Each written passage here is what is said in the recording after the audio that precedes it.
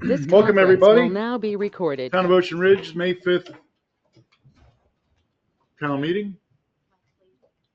Oh, I wasn't speaking loud enough. Kelly, would you call the roll, please? Sure. Commissioner Ayala? Here. Commissioner Hudson? Here. Commissioner Cassidy? Here. Vice Mayor Cos? Here. And Mayor Pugh. Here. All right, can we stand for the Pledge of Allegiance? I pledge allegiance to the flag of the United States of America and to the republic for which it stands, one nation, under God, indivisible, with liberty and justice for all.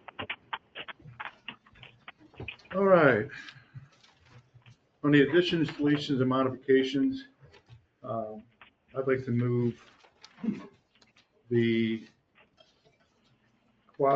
number 19, the quasi judicial hearing. I'd like to move that up to 16 and move everything to 1. Everybody okay with that? Yeah.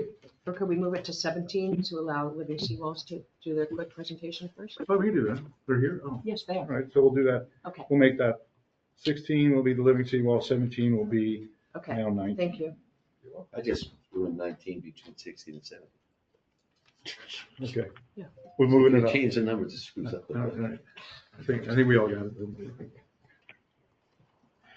it. Also, anything else? I'd like to add a couple words on the presentation, before the presentations. I'd like to add an announcement. Okay. Want to do the announcement after Sure. Kelly? So number 4. Mhm.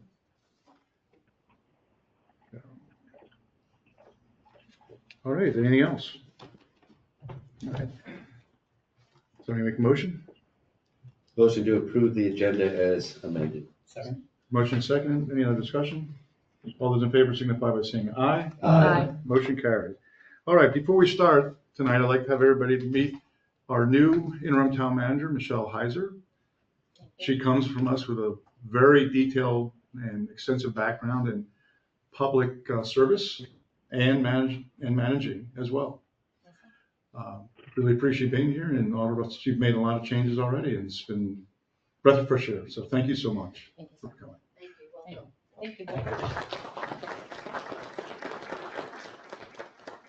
I'd also like to thank Kelly Avery for her work that she did in between the transition of the town manager. I really appreciate that, stepping up and standing in for those weeks where we didn't have anybody. Really appreciate that work you did, really diligent, and the town appreciates it. Thank you. Okay, now back to where, the chief has some. The chief of joint. Oh, the chief? Yes. We did. Oh, really? We did it together. Oh, you did it together with a combo. All right, well, chief, well, thank you too. I guess we'll, you're in the background, right? All right, so back to work, Kelly. Presentations and the proclamations. All right. 56th Annual Professional Municipal Clerks Week from May 4th through the 10th. Whereas the Office of the Professional Municipal Clerk, a time-honored and vital part of local government, exists throughout the world, and whereas the Office of the Professional Municipal Clerk is the oldest among public servants, and whereas the Office of the Professional Municipal Clerk provides a professional link between the citizens, the local governing bodies, and agencies of government at other levels, and whereas professional municipal clerks are pledged to be ever mindful of their neutrality, impartiality, rendering equal service to all. Whereas the professional municipal clerk serves as the information center on all functions of local government and community. Whereas the professional municipal clerk continually strives to improve the administration of the affairs of the Office of the Professional Municipal Clerk through participation in education programs, seminars, workshops, and the annual meetings of their state, provincial, county, and international professional organizations. Whereas it is most appropriate that we recognize the accomplishment of the Office of the Professional Municipal Clerk. Now, therefore, I, Jeff Pugh, Mayor of the Ocean Ridge, do recognize the week of May 4th through the 10th, 2025 as Professional Municipal Clerks Week, and further extend appreciation to our professional municipal clerks, Kelly Avery and Katrina Pender, and to all professional municipal clerks for the vital services they perform and their exemplary dedication to the communities they represent. Thank you. And then we have the proclamation for the National Police Week. It's May 11th through the 17th, 2025, and National Peace Officers Memorial Day on May 15th, 2025. Whereas there are more than 800,000 law enforcement officers serving in communities across the United States, including the dedicated members of the Ocean Ridge Police Department. Whereas since the first recorded death in 1786, there are currently more than 24,000 law enforcement officers in the United States have made the ultimate sacrifice and been killed in the line of duty. Whereas the names of these dedicated public servants are engraved on the walls of the National Law Enforcement Officers Memorial in Washington, D.C. Whereas the service and sacrifice of all officers killed in the line of duty will be honored during the National Law Enforcement Officers Memorial Fund's 37th Candlelight Vigil on the evening of May 13, 2025. Whereas the Candlelight Vigil is part of the National Police Week, which will be observed this year on May 11th through the 17th. Whereas May 15th is designated as Peace Officers Memorial Day, its honor of its fallen officers and their families and U.S. flags should be flown at half-staff. Therefore, be it resolved that the town of Ocean Ridge will observe May 11th through 17th, 2025 as National Police Week in Ocean Ridge and publicly salutes the service of law enforcement officers in our community and in communities across the nation. Thank you. Chief, you have something? Yes, I'd like to, if you don't mind. I was gonna honor, Officer Pylon, tonight, but he decided to go out of the country, but this is, Sergeant. I hope it wasn't because you're an honor. Mike Parkinson for a job well done. Turns out that Jimmy got the credit for this arrest that I'm gonna tell you about, but Mike stopped the car, at Jimmy's direction. During their investigation, they found that this driver had a bag full of marijuana, $4,000 in cash, and a loaded semi-automatic handgun, 9mm, correct? Mm-hmm. Okay, we sent this for forensic testing, and the gun came back positive to a shooting in Delray and a shooting in Boynton. So they're working with the case officers for those two shootings. So this was a simple 10 violation, simple traffic stop that resulted in, this was a juvenile, 17 years old. So it was a very good arrest, and I applaud their work. Yeah.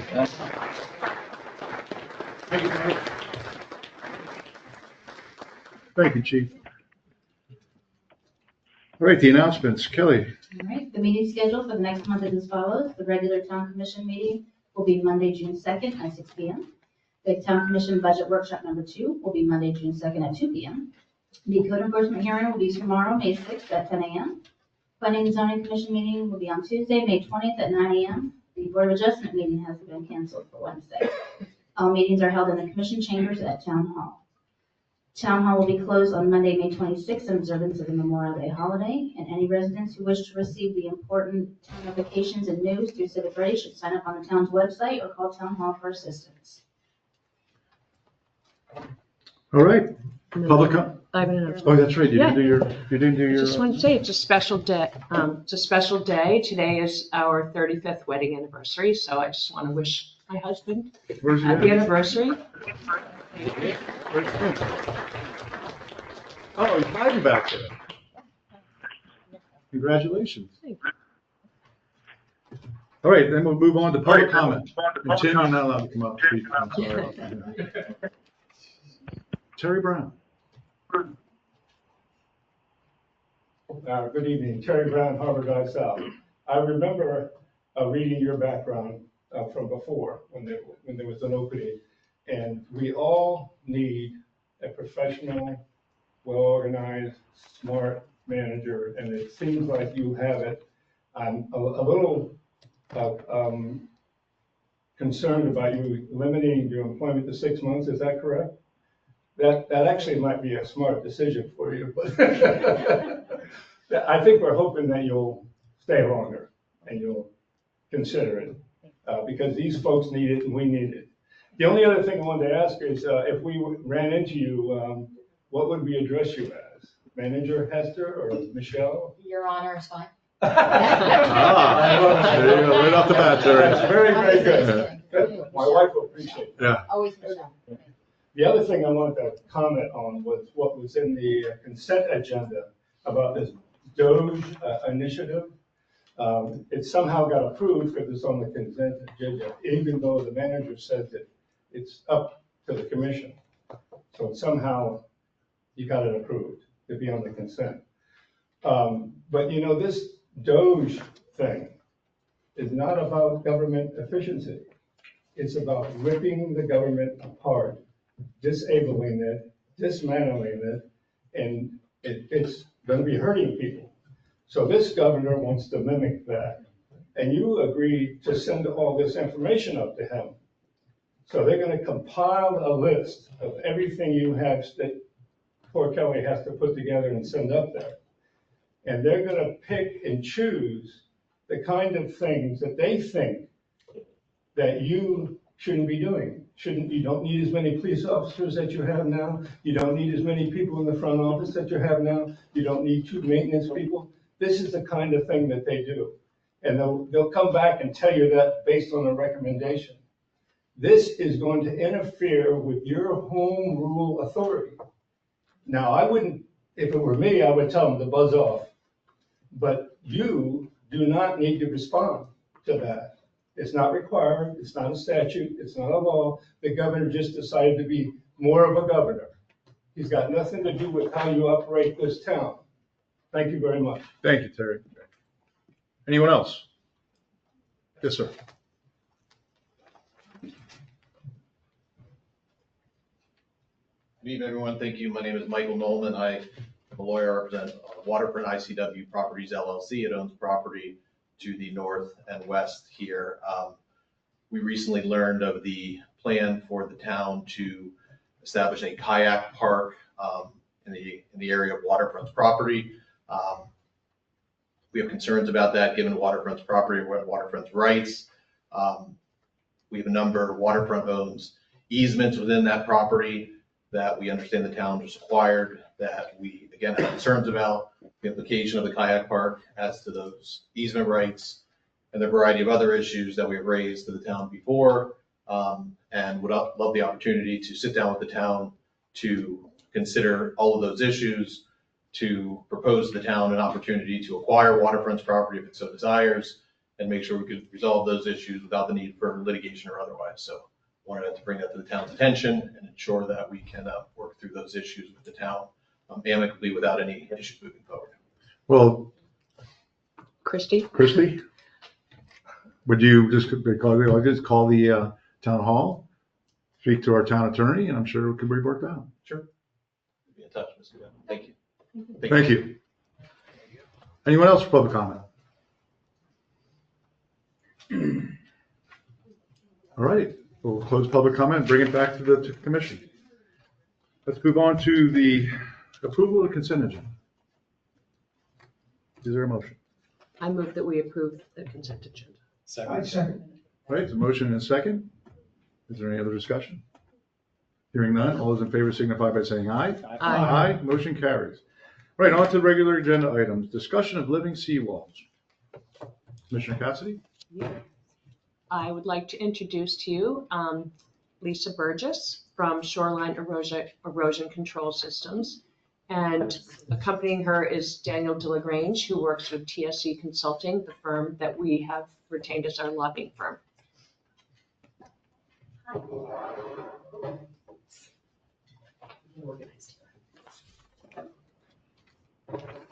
Thank you for having me today. Thank you for coming. We have been working with the town on a living shoreline at the end of Hudson Avenue. Going to give you a quick synopsis on what Shoreline Erosion Control Solutions does. We are a concrete precast system that stops erosion in its tracks.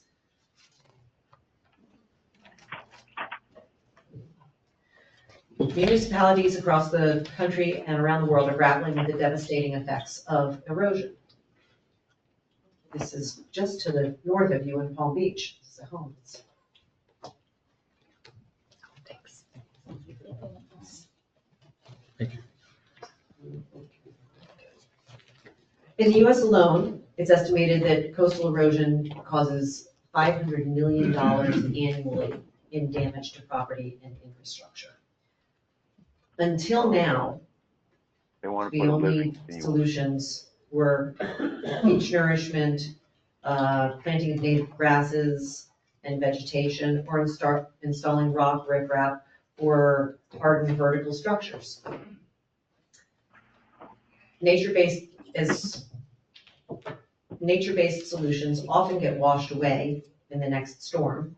Rock and riprap and hardened vertical structures shift, sink, and erode from behind because they're all designed to take the full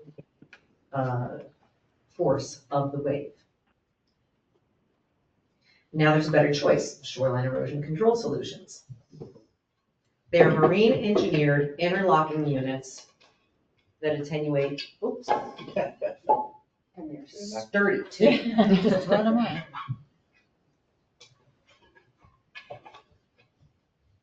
They're marine engineered concrete precast units that attenuate 99% of wave energy. This was proven at Texas A&M University at their Reynolds campus of engineering, and soon to be proven again at the Army Corps of Engineers. There's both onshore and offshore modules. What we're discussing tonight is the onshore module for the Living Shoreline by Hudson Avenue. We had a rendering design. So we would be growing mangroves through the baffle openings because sand and sediment build up. Wow. Maybe show everybody out there. So the baffling system and the curvature of the unit is what attenuates the wave. Sediment builds to the bottom of the bottom baffle. It naturally builds. We would design these because they're concrete precast, they're highly customizable. So we can build them with a little deeper tray in the bottom, and mangroves will grow right through them. We work with a company called Mang. They are a world-renowned mangrove expert, and they have assured us that the mangroves will go straight through the baffles and be more resilient when the next storm comes along. We also create offshore modules, which are great if you're planning any sort of beach nourishment projects. Again, attenuates 99% of wave energy. And the wonderful thing about these, compared to a traditional rock breakwater, is the sand and sediment passes through these. So it doesn't block sediment transfer like a traditional breakwater does. Both onshore and offshore modules can be fabricated with the optional safety grading. In this case, we wouldn't use that because the mangroves would be growing straight through it.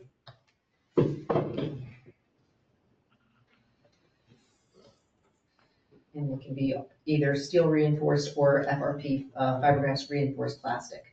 The SECS modules remain stable even under extreme conditions. They're flat bottom, okay? A 4.5 foot unit weighs about 4,500 pounds. They interlock and they pin to the seafloor. So once you put them in, they don't move.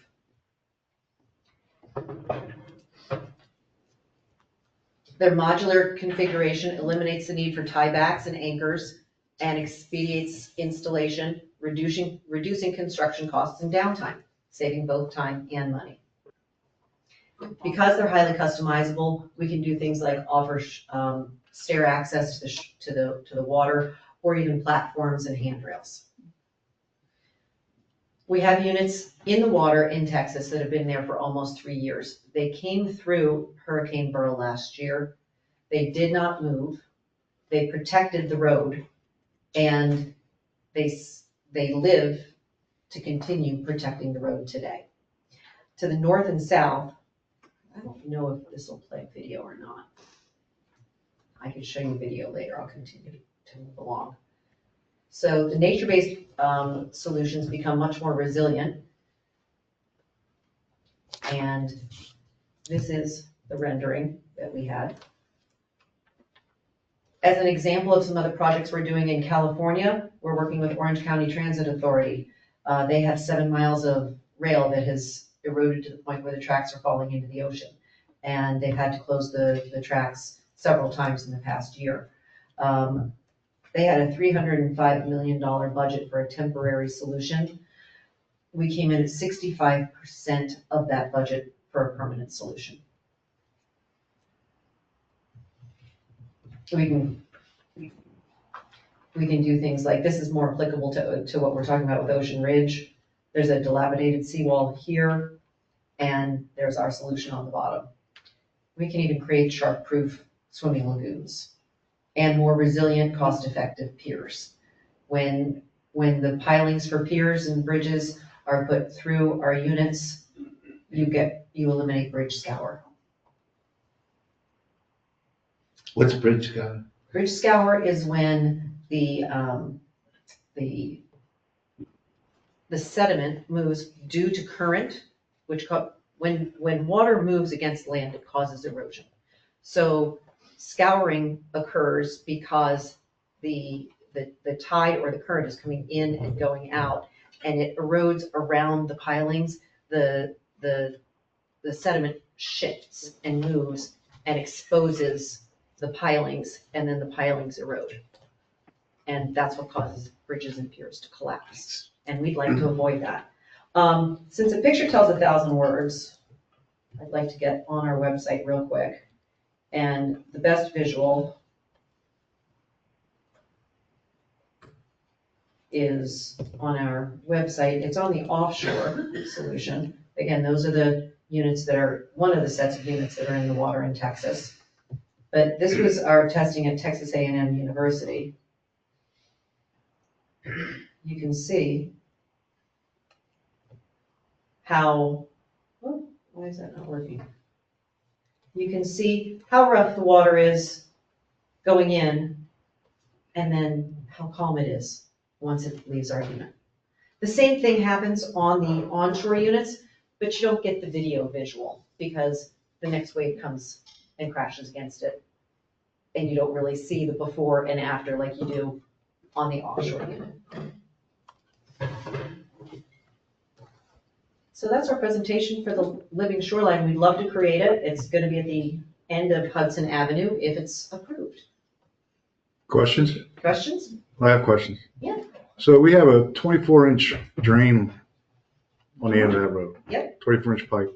So you'd have to put it through. Yep, Your- right through the unit, not a problem. Drill a hole when we will cast one unit with a hole that's big enough to accept the pipe. One of the important things, one of the partners in Shoreline Erosion Control Solutions is Tricon Precast. They've built, they're known in Florida as heavy highway infrastructure, and they're located in Sanford, Florida.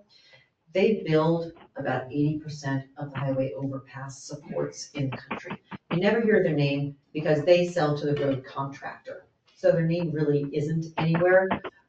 You see the road contractors' names because those are the people that are building the roads. They've been making concrete precast road infrastructure, bridges, etc., for years. As a matter of fact, they made a geotextile blanket that's holding down one of the pipelines in the Gulf of America. And it's been in the water for almost 30 years. It gets inspected once a month by submarine, and it shows no sign of degradation. So that's the concrete formula that we use. And what is the longest living seawall? How long has the longest living seawall been installed? This Almost 3 particular years. type. Almost 3 years. The 3 years? onshore one. We do not have an offshore one in the water. Of the onshore one. Yeah, the onshore one's been in Texas. We've had 2 sets in the water in Texas for almost 3 years now. Almost 3 years. Yes. So it's a relatively new product. It's a relatively new, it was invented by a dock and seawall guy who got tired of seeing seawalls fail. So you use the word pin, but maybe that was because you said they literally settle, they don't pin. They settle. There's you nothing can coming pin through them. them to hold them in. Yes, they're made, they can be made with holes here that would pin. What do you use It's for? cheap insurance. No, I would, the 4,500 sounds to me a little the 4,500 pounds sounds a little problematic, which is why I was keen in on the word pin. So what actually pins them to the bottom of the intercoastal in this case? We could use either coated stainless steel or FRP, and we'd create a custom.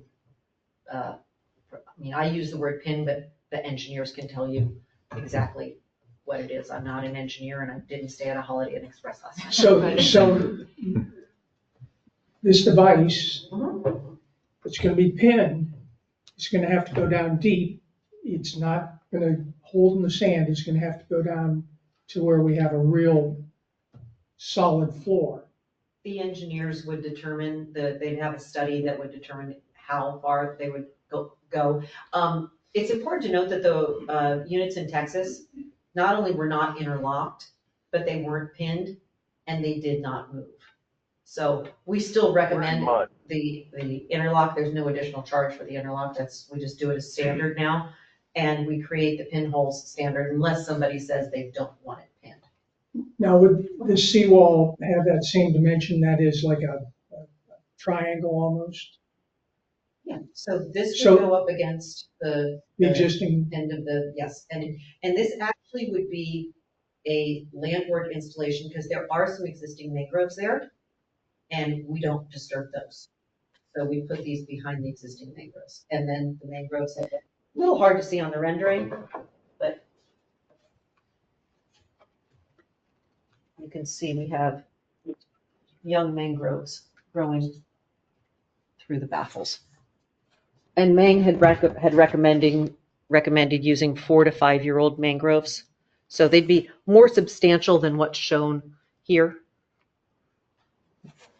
So how many they built in Florida on the ICW? You would be the first. And have you ever, so you don't know if you get the approval from the Army Corps of Engineers for the ICW here?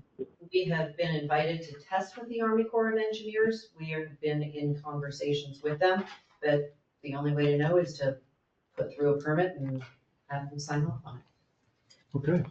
So the only permitting, as I understand, that we would have to be responsible for is the Army Corps and the town. And Christy and I talked about this. Do you want to? Yeah, you also have to do, you'd also have Lewis to do, Longman and Walker, you'd also have to do DEP because of Yeah. seagrass. Sure would.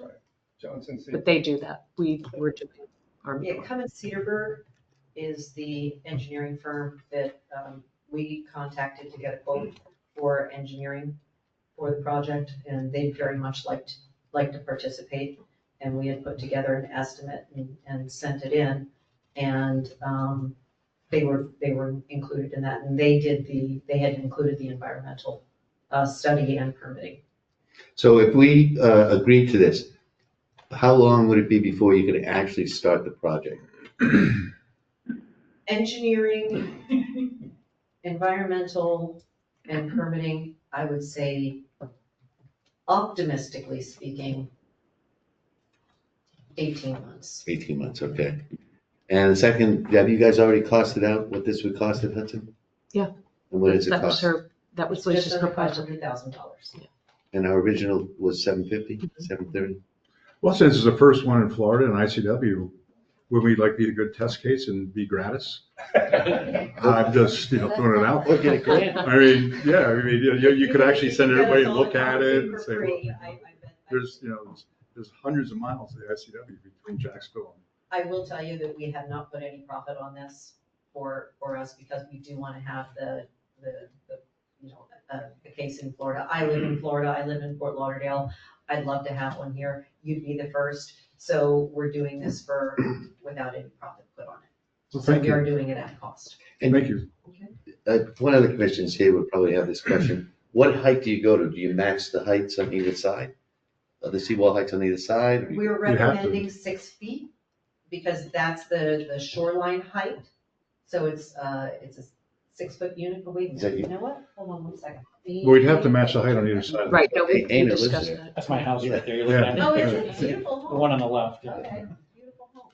So we don't It want to. looks like it goes to about the same level I as my seawall. believe it is matching. That's, And we talked about a return on either side too. yes. Yeah. Yeah, it would dive into the seawalls on either side. And we met with Lisa Trepepi on this, and she has had very favorable experiences working with Cummins Cedarburg. So, Okay. They're one of the best in Florida, they really are. Any other questions? Any other questions? All right. Thank you Well, very much. Thank you so Thank you. much. Thank you. Appreciate it. thank you both for coming.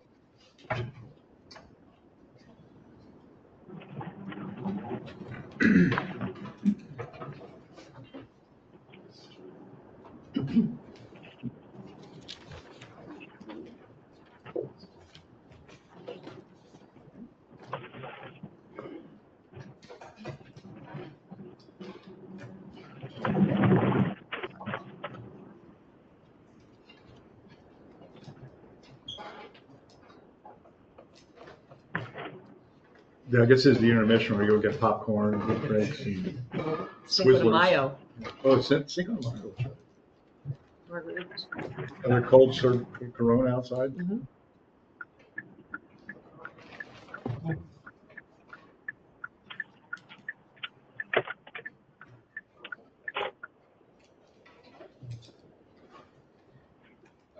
All right. I guess we'll go ahead and move on to item number 19.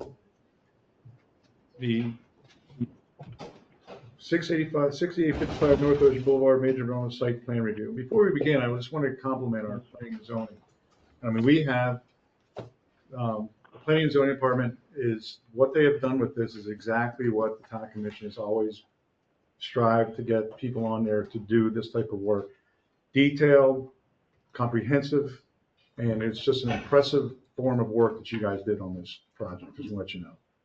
I really appreciate it. I'm sure the commissioners here appreciate the same thing of how much work you put into it and how detailed it was, so that there wasn't a lot of questions that we had, because everything was quite well answered. So thank you. All right, who wants to begin? Mr. Mayor, I would invite our town planner to come to the lectern and start us off. How's All right. that?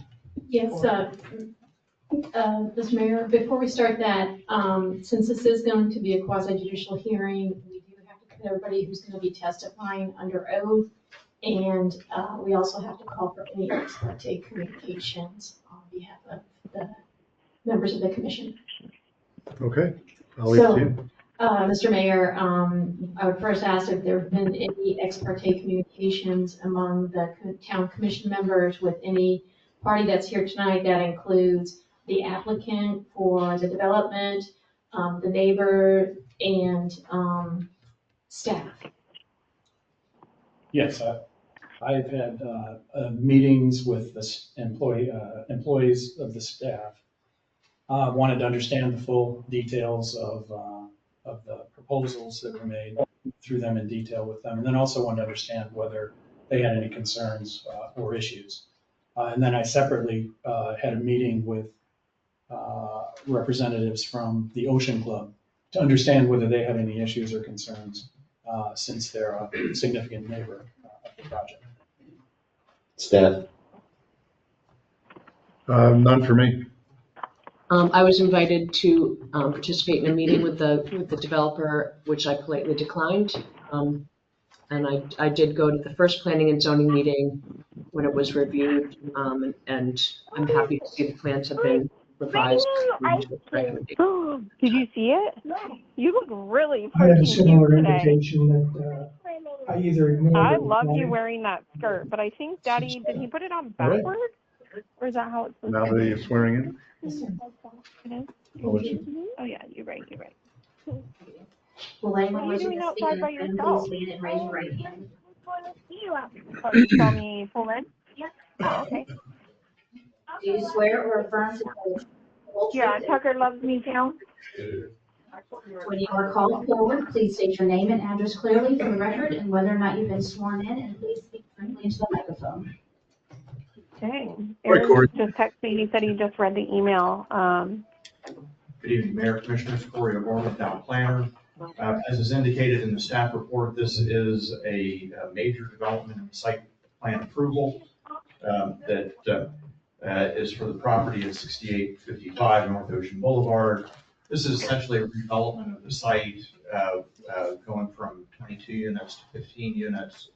The project was reviewed by the staff from a planning and zoning perspective, as well as an engineering perspective, to ensure compliance with codes. The project does meet the code requirements, and as indicated in the report, was also considered by the Planning and Zoning Board. Planning and Zoning looked at several issues, which resulted in the recommendation for approval with the conditions. There are a couple nuances to this site plan as well. One is that there has been a relationship with the property to the south, the Ocean Club, and that resulted in a unity of control that allows for a reduced setback, and the driveway that goes through or goes along sort of bisects, if you will, the property line between the two sites. So the balance of the site meets the town code for setbacks and lot coverages and so forth. Also complies with parking for the units underground and parking garage. The other nuance is that the height limitation in the RM zoning district is 44 feet, which takes you to the top of the roof structure itself. There is an allowance under section, find the code reference for you, section 6452, that provides for some exceptions to the overall height. So if you look at the elevations that are included in your backup, you'll see that the overall height of the building to the top of the roof is 44 feet. There is an additional height for the mansard and some of the decorative gable that's been added to the building. So the overall height is another 6 feet, 10 inches, I believe, to the top of the mansard, and a foot and 5 inches to the top of the gable. That is permissible by the town code, subject to an exception. There are no particular standards that are identified in the code for that exception, so it is subject to your approval ultimately, and has been subject to review and consideration by planning and zoning, who recommended approval. So that covers the big picture from the staff perspective. I'm happy to try to answer any questions. I have a question for you. So 44 feet from first floor elevation. Yes, ma'am. Which is, so how will that 44 feet compare to neighboring buildings like Ocean House North or Inlet Plaza? If I recall correctly, the finished floor elevations are comparable. They're not exactly the same, but you're absolutely correct. The finished floor is taken, or I'm sorry, the overall height is taken from the finished floor.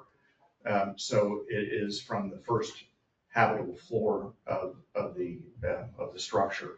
I don't have a specific answer to your question, however, and hopefully I can defer to the applicant and he may have some additional information. Okay. And the 7 feet that's allowed as an exception because of equipment, is that right in the front? Or because it looked like that was kind of set back from the drawings?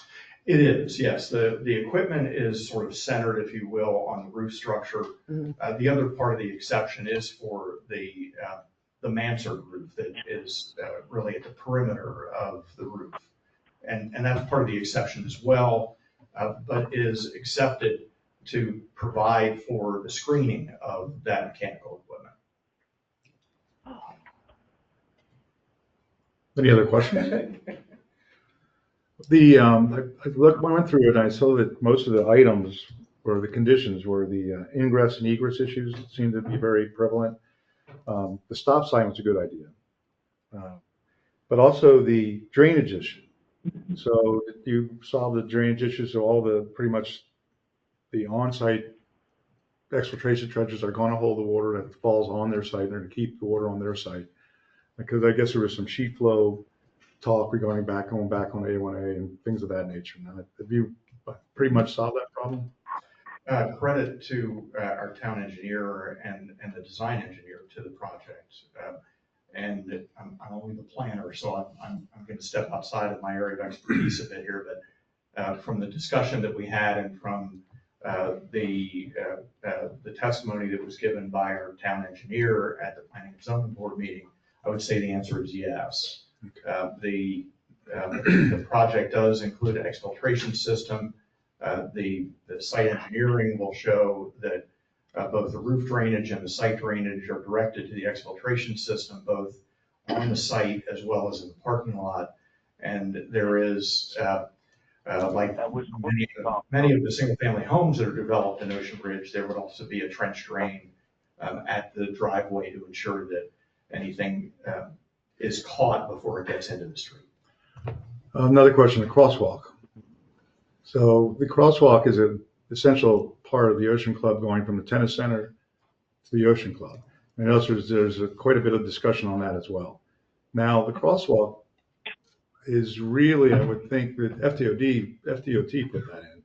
So the town of Ocean Ridge has invested, and we're going to be putting some lights up for that. So I think that might solve that problem. But because it was Terry Brown that brought up at the meeting about the stairs. So is there any, that has nothing really to do with you guys. That's something completely off the discussion part of this building and everything about it, is it not? That's correct, yes, sir.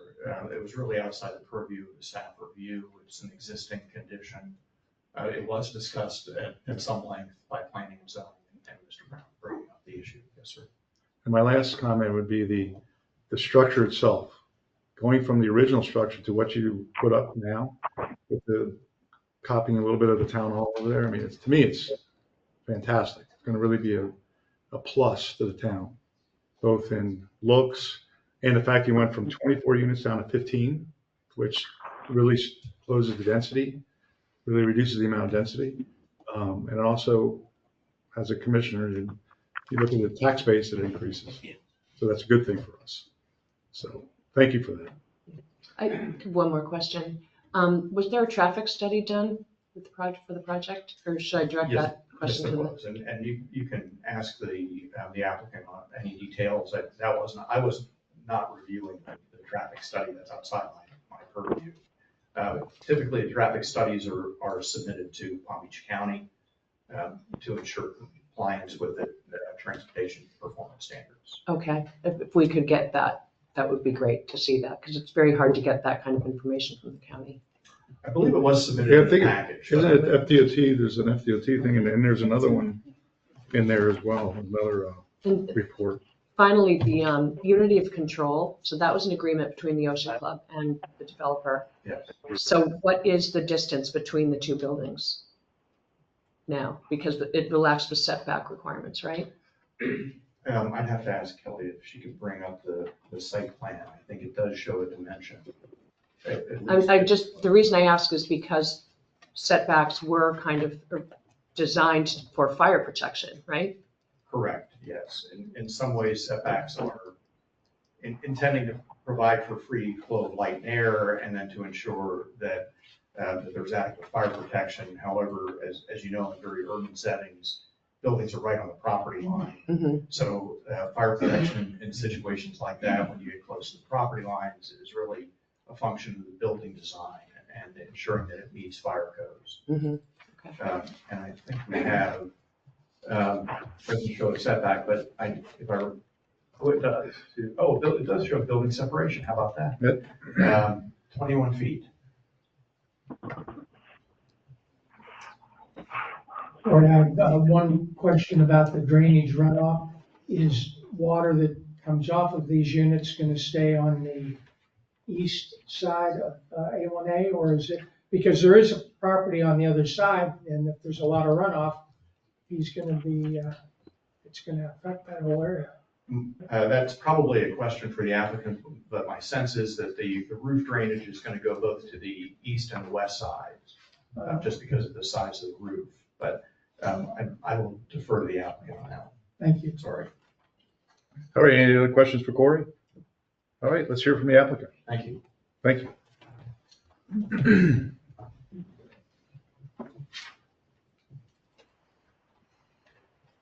Good evening. I'm Brian Donahue with Insight Studio for the record. Excited to be here before you guys this evening. Thank you. Thanks for seeing us. 3601 PGA Boulevard. I'm with Insight Studio. We're the land planning firm that's processed this application on behalf of the Edwards Company. We're here with the architecture team, the engineering team. Jeff Edwards is here as well, so hopefully we can cover any questions you guys may have. Well, you've heard a couple of them, so can you address the Commissioner Hutchinson's comment regarding the east and west I drainage? hate to do this and defer to the civil engineer, but I'm a land planner as well, so engineers back there, so we'll get them to answer that question after we get through the presentation. As far as the height of the building and setbacks and things like that on the mansard roof, just to jump into that real quick. So you can see that elevation there, and I wasn't really meaning to talk about the elevations, but since it's on the screen, all of the screening for that mechanical equipment is designed into the architectural style of the building. So that mansard roof is the additional 6 foot 10 inches that Corey mentioned that provides the screening. And then you can see those gable features there on the front of the building. Those are the pieces that stick up a couple more feet. Just for clarification and orientation purposes, we're 2.425 acres just south of Ocean House North, just north of Ocean Club. and just on the east side of Ocean Boulevard there. So you're all very familiar with the site. Next slide, please. We're in the RHM high residential zoning district, which does allow for 10 units per acre. Next slide, please. The previous development had 22 units. So pretty important to note that we're requesting 15 units. That's just an aerial of existing conditions. I'm sorry if you could go back for just a second there. You can see that there is some interconnectivity between the sites, and that's a big part of the agreements that have been put forth between Ocean House North and the Ocean Club to the south and the unit of control. So there's some pathways and connections. There's cross access for pedestrian purposes and for vehicular access. So it's important just to kind of show how things were existing today and how we're accommodating those moving forward with the proposed development. So the application before you is for major site plan approval to allow for 15 multifamily units. Max density on this site, if we were requesting, could be 24 units. So 9 units significantly under the traffic question. So because we were reducing units and number of daily trips, a traffic study was not required for part of the application. So we're reducing the number of trips, and Brian will speak to that a little bit more in detail. Here's the subject site on your screen, highlighted in yellow. This is a site plan that came before the town of Ocean Ridge and staff, showing the connection between the two sites. There's just a black and white site plan for documentation purposes. If you can move to the next one, I'll show it in color. I'm sorry, there's a unity of control agreement.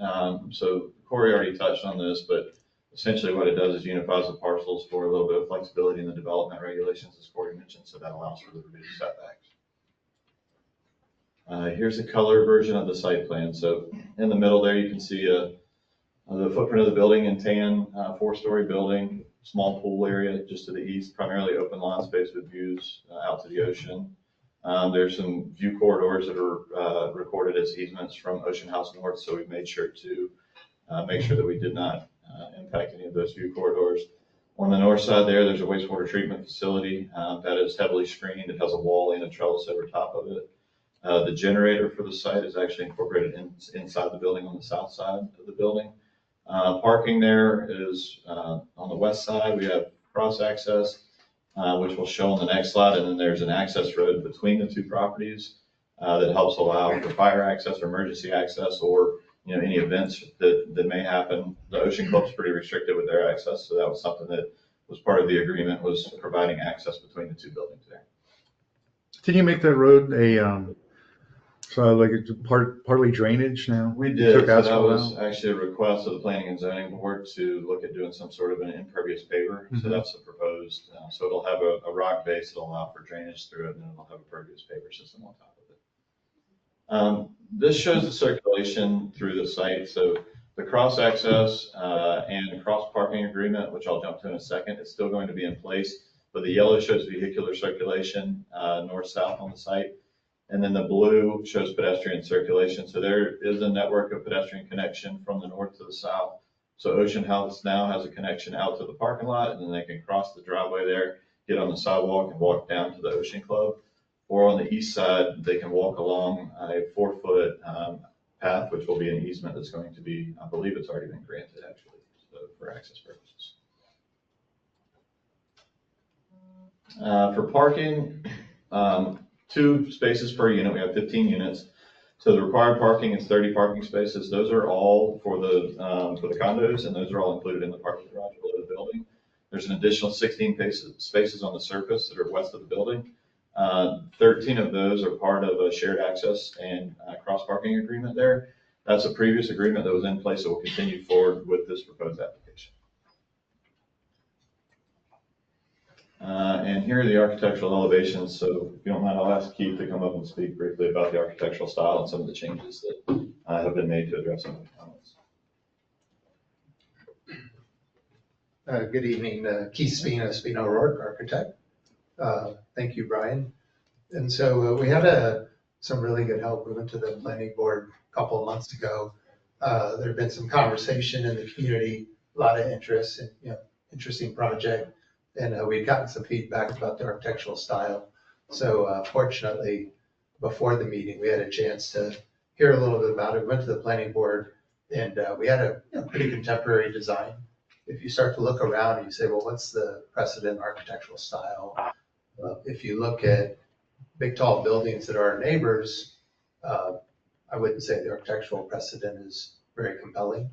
And so, one of the ideas was maybe we should be more in tune with the architectural style of single family residences. That's the majority of the community. And so that was some great input that we had received from the planning board. As a result, we have a coastal, some would call Bermuda, you call it whatever you want, but we think that it's a great reflection of the architectural style that's consistent with Ocean Ridge. And so we were excited to be able to come to that very first planning board meeting, showed a contemporary design building that we probably agreed as well wasn't the perfect building for the beautiful town of Ocean Ridge. Planning board then gave us some really good feedback. And so we were able to come up with this design that was presented at the subsequent planning board meeting and approved. So pretty straightforward. There was a couple other questions that you guys asked. The building next door is 5 floors, so it's a floor taller than our 4 floors above the parking. Those floors are probably a little shorter because buildings built in those time periods usually had a little bit lower ceiling. Our building is designed so that we can have a 10-foot ceiling in the master bedroom and in the living area. So 10-foot 8 floor to floor. And but if you stand out there and look at the buildings when they're completed, they're all generally around the same height. So that was one question. Another question you asked, real specific, but separation between the club and the building. We got relief with a unity of control. We still have to, not as a requirement of a zoning code, but as a requirement of a building code, we still have to have separation of the building. So the building is 21 feet at the closest point between the 2 buildings at the lowest floor. As the building goes up and we have residential units and we have more windows and glass openings, we actually have the building set back. And so the important answer is from a life safety, fire, all those other things that the building code describes, the building meets all the setbacks, and then some. So with regards to the architecture, it was interesting. We looked at a lot of buildings in Ocean Ridge. We looked at a lot of flat roof buildings that have air conditioning sitting on top. It's pretty consistent. It's the way we used to design buildings. And so as Corey had mentioned, the zoning code wasn't really clear. It said very clearly 44 feet is the height of the building, which is as measured at the top of the beam of the top floor. That's what our building is. It then said, and then you can do some things to screen equipment and elevators. And so we came up with, originally we had a flat parapet wall that was screening the equipment. The new design encouraged, and we love it. We think it's a great architectural solution. And we were really confident reading the code. It doesn't say you can go 6 feet or 8 feet or 9 feet. It says you can use good design to screen equipment. And then you have to ask permission to go as high as we did. I think it's 8.5 feet if you went to the tallest piece of architecture, which are the little gable ends. I think they're 6 foot to the top of the mansard, which is the white tile roof. And then another couple, 2.5 feet to the top of the highest little thing. So technically it's like 8.5 feet above the floor. So, and then maybe the next slide. This is kind of the back of the building. Again, there's another couple slides just show some of the material. Keep going. We were encouraged at planning board to have a little bit more detail, a little bit more shutters, and we did some of that. If there's some of our planning board friends are here, maybe they'll confirm they like it. And go ahead. Yeah, I think, I guess maybe we'll have Brian Kelly come up. Right here. Yeah, Brian Kelly's our traffic engineer, and he also happens to be a civil engineer, so he can answer some of those questions. Thank you. For the record, Brian Kelly, traffic engineer with Simmons & White. I'll touch on a couple of the civil components and I'll get to the traffic components. The civil, I think one of the questions was asked about the exfiltration trench. It is on both the east and west side of the property. We're actually required to meet certain drainage and runoff requirements from the town, and we met those. We provided the stormwater management calculations, the civil plans. So that's been thoroughly vetted by your town engineer. So that part's been done. From a traffic engineering standpoint, there's a couple of things to talk about. First, there actually was a traffic study done. It's a lesser level than other ones because we're actually reduction in trips. So previously it was 22 dwelling units. We're now going down to 15. Even if you discarded that 22 and just looked at that 15, by Palm Beach County standards, we would actually consider what's insignificant on the roadway or de minimis. So we actually have a very minimal number of trips that we are proposing. But there was a traffic statement that was provided as part of this application. One of the other components too, you'll see on the screen right now, we were asked to go to the DOT for our driveway connection. So we actually have discussions with the DOT, and we have what's considered a pre-approval from them. They go through the thorough part of the plan during the permitting stage, but this is what's required during the entitlement part, is to get a conceptual pre-approval letter from them, and we have done that. I do want to talk about the stacking. We have a slide over that. So sorry.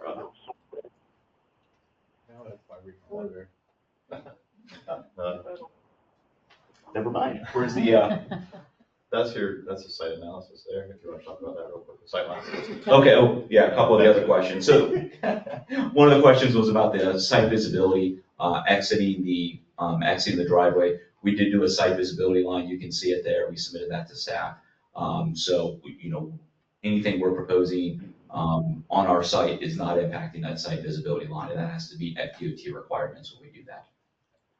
John knows anybody. Here we go. Here's the slide I was talking about. So one of the things that came up during the P&Z meeting was potentially stacking from Ocean Club to the proposed site driveway.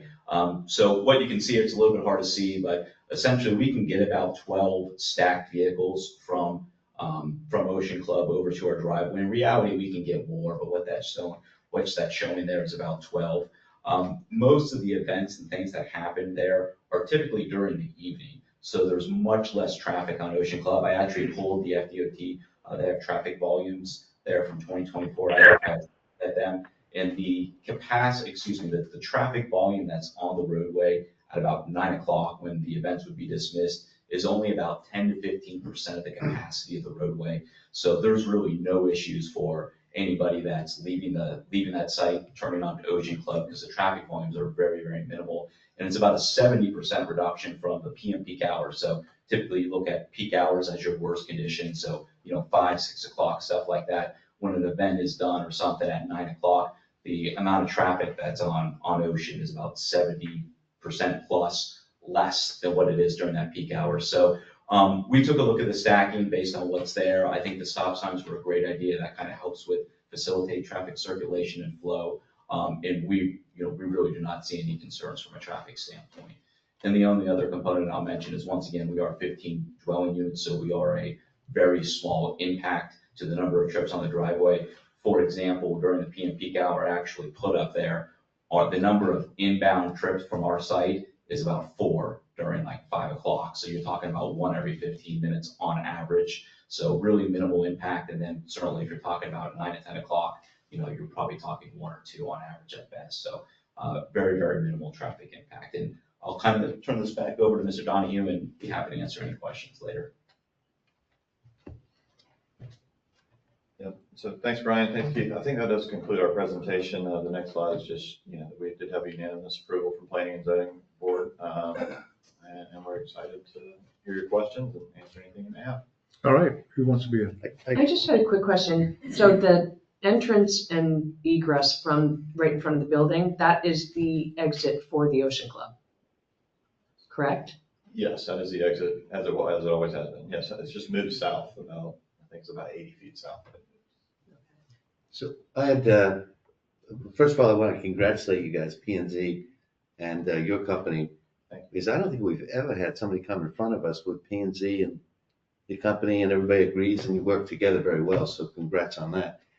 Secondly, everyone's going to love what they see now, but when it's being built, that's when everyone will complain. So how long will it take to build? Jeff, you're on the hot seat there. 18 to 24 months. 2 years. Yeah, a couple of years, yeah. Okay. Is what it is. And Well, we have an ordinance again. Got 6 months. We have an ordinance about the length of time for building, so Okay. you may want to be cognizant of that. I think we extended it to 18 months and then you can get an extra 6. Yes. And also, it's always an issue with on-street parking and construction vehicles. How are those going to be staged? I mean, fortunately with the size of the site here, that we're only impacting, development's only occurring on about half of the site. We have a lot of space there where I think there'd be plenty. So of room there'll for be construction parking on to stay. site. Yeah. Yeah, they'll have to by town code. Yeah. The town, the way the building department, the building ordinances are written, they have to park on site and it has to be fenced and the whole 9 yards.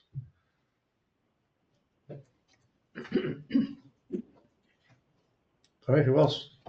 Any more questions? Dave? No. For anyone? Mr. Spina? No more questions? All right, well, thank you so much, Mr. Donahue. Do you have anybody from the Ocean Club who'd like to say a few words regarding the project? Alan Weaver, 5837 North Ocean Boulevard and Ocean Ridge. I'm the president of the Ocean Club and Ocean Ridge resident.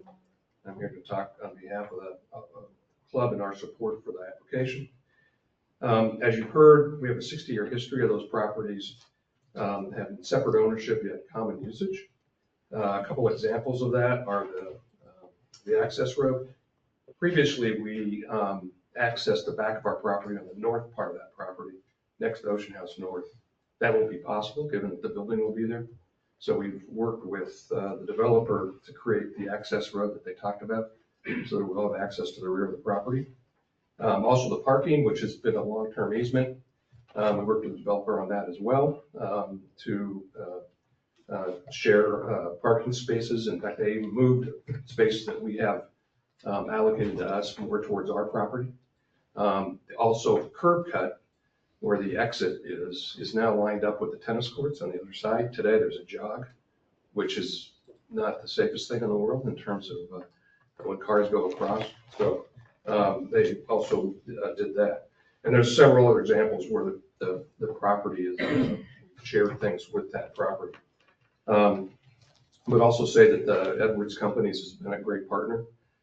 We've worked closely with them to try to come to an agreement that worked both for them and for the Ocean Club. A couple aspects there. Well, the access road is one. The fitness center, it includes a fitness center which the Ocean Club will operate under a 99-year lease. And will be for the benefit of the residents of the new building, but also for all of the 450 Ocean Club members. We think the application recognizes the long history between the two properties, and we welcome the building as a new neighbor, and we respectfully request your support for the application. Thank you. Thanks. Any questions? All right, thank you so much. Thanks. All right, anybody else who has been sworn in would like to speak? Terry? Oh, come and beat you. Got someone here. My name is Larry Ritter. I'm a resident of Ocean Ridge. I actually live in one of the North Masonettes, which is across the street from the proposed project. I spend half of my year here, the other half of the year in Columbus, Ohio, where I've lived my whole life. The Edwards Company is headquartered in Columbus, and I've watched them over the years. I spent 35 years in the commercial real estate business and worked with a lot of different developers, some a whole lot better than others.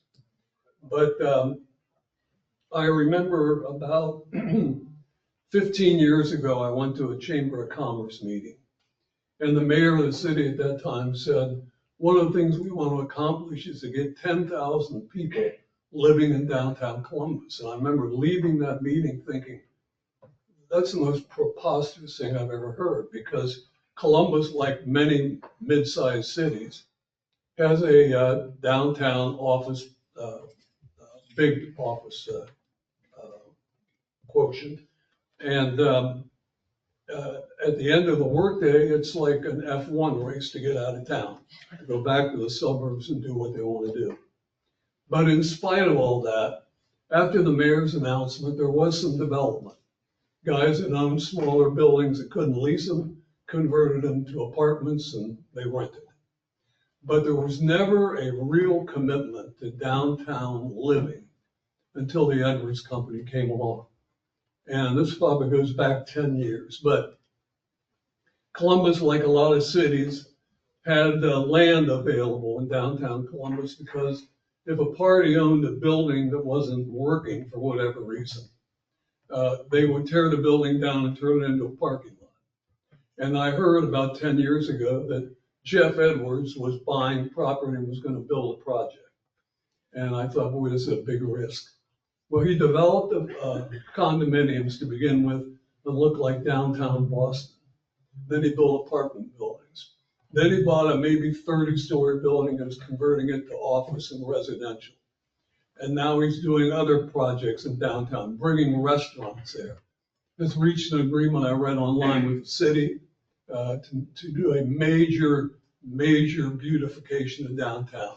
He's connecting the buildings that he is going to build or has built with elevated walkway like the High Line in New York. So it's very exciting. And I can tell you, in my opinion, of all the developers I've seen, they'd be at the very top of the list. Thank you. Thanks. Anyone else? Terry?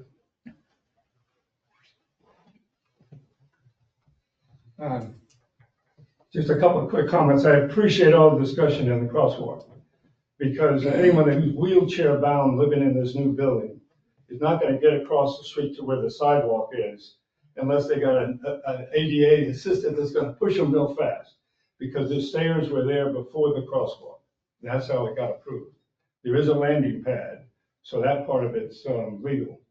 Anyway, it was a concern, and the Coastal Star did a great story about all the dead bodies on A1A from the crosswalk violations or lack of crosswalks. Anyway, the other comments I want to make, it has to do with the public. This property is going to be a wonderful property. I'm not so sure about the Dutch colonial look in the front like this building is, but you know, where was Chris O'Hara when we needed him? Maybe you could have had a different architectural design up there. But anyway, their property stops at the top of the vegetation, not the ocean side of the vegetation, but up at the where there now is a hedge. They don't go into the ocean at all. As you saw on the map, it stops. The reason why I bring this up is there have been some issues. That's public property. And you know, you have a park, and that's included in front of the two buildings to the north of it. All of that is public property. There has been spillover from public parks onto these beaches, and the adjacent property owners tell these people that they can't be on that beach, that it's private. And they even put signs up. This happened at the O in Manalapan. It's happened down in the south of the county pocket where the St. Andrews Club is, which, by the way, is part of the city of Boynton Beach. They're telling people from the Gulfstream Park that spills over onto their property that they can't be on the beach, and they put the the chairs and the cabanas right on the beach, and tell people they can't use the beach. So it's an issue of public access. I'm not saying you're going to get a lot of people walking from the oceanfront, the Ocean Inlet Park all the way down in front of this property, but these folks do not own that beachfront. I bring that up because you're the local municipality that's going to be dealing with those issues if and when they come up. Thank you. Thank you. All right, anybody else like to speak who's been sworn in? All right, we're going to close that public comment, and I guess right now we'll make a motion. Mr. Mayor, you can also call for regular public comment. It's not sworn, but since we are considering taking official action on the site plan, you can call for regular public comment. All right, any other public comment? All right, hearing none, I'm going to close it and bring it back to the commission. Thank you. All right, back to the commissioners. What do you have in mind? What's your pleasure? I'm impressed. I'm impressed too. I think they did a great job. Yep. All right, well, let's make a motion and get this thing wrapped up. Does the motion have to be carefully crafted, or can it just, no? Motion to approve, subject to the conditions that have already been laid out to us. Second. Motion and second. All those in favor signify by saying aye. Aye. Aye, motion carries. Thank you all. Thank you for the presentation and your time. All right, let's move on to number 17. Kelly?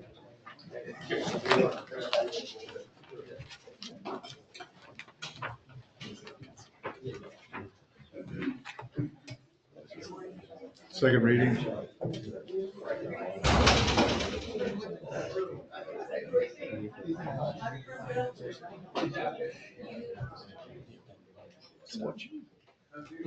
All right, let's move on to the next item. Yes, Kelly? thank you, Mr. Mayor. This is second reading of the ordinance 2025-02. If the clerk read the title. Ordinance 2025-02, an ordinance of the Town of Ocean Ridge, Florida, amending the Land Development Code at Chapter 64, zoning, Article 1, District Regulations, Section 64-2, RMM Medium Density Multiple Family Residential District, to correct cross-reference to Section 64-1, RSF and RSE Single Family Residential Districts, providing for codification, severability, conflicts, and an effective date. All right, so this is just a housekeeping issue. Yes, Mr. Mayor, on second reading, there's been no changes since first reading. This is a housekeeping issue for section 64-2 for cross-reference to 64-1. Thank you. Public comment. Okay, hearing none, back to the commission. Any commissioner comments? Nope. Someone make a motion? I move that we approve ordinance 2025-02. Here, a second? Second. Okay, motion and second. All those in favor signify by saying aye. Aye. Motion carries. All right, moving on to number 18, approval of ordinance. Christie? Yes, thank you, Mr. Mayor. This is a first reading for the ordinance regarding seawalls, ordinance number 2025-03. Maybe Kathy Clark read the ordinance by title. Ordinance 2025-3, an ordinance of the Town of Ocean Ridge, Florida, amending the Land Development Code at Chapter 64 zoning, Article 4, marinas, docks, and bulkheads by creating a new Section 64-82, minimum design requirements for seawalls and seawall maintenance, to establish minimum design requirements and maintenance standards for all seawalls under certain conditions, revising Article 5, subdivisions, subsection 64-108B8, to create consistency with a new Section 64-82 regarding design requirements for seawalls, providing for codification, severability, conflicts, and an effective date. All right. Mr. Mayor, this ordinance is an issue that direction was given from the Town Commission down to the Planning and Zoning Commission to review the town seawall ordinance. In reviewing that, one of the issues that came up was some resiliency concerns about setting minimum seawall heights. So this proposed ordinance went through several iterations before the Planning and Zoning Commission. The first requirement was to set some minimum height requirements for all seawalls in town. So the first issue that P&Z addressed was for all new, substantially repaired or substantially rehabilitated seawalls, that they now must be at a minimum height of 5 feet in APD. After they set that requirement, they started looking at other design requirements that have been reviewed by other similar coastal communities in terms of requirements for design and construction of seawalls.